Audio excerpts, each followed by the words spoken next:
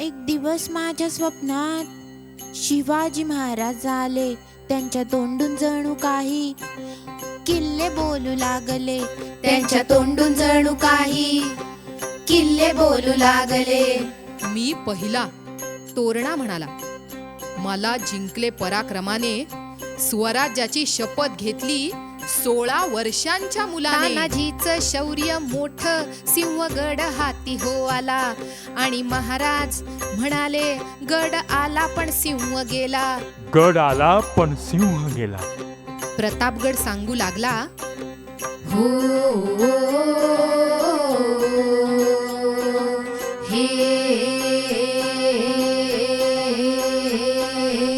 खानाची सेना मोठी, चांगली जिरवली महाराजांनी आणि दाखवून दिलं शक्तीपेक्षा युक्तीच मोठी.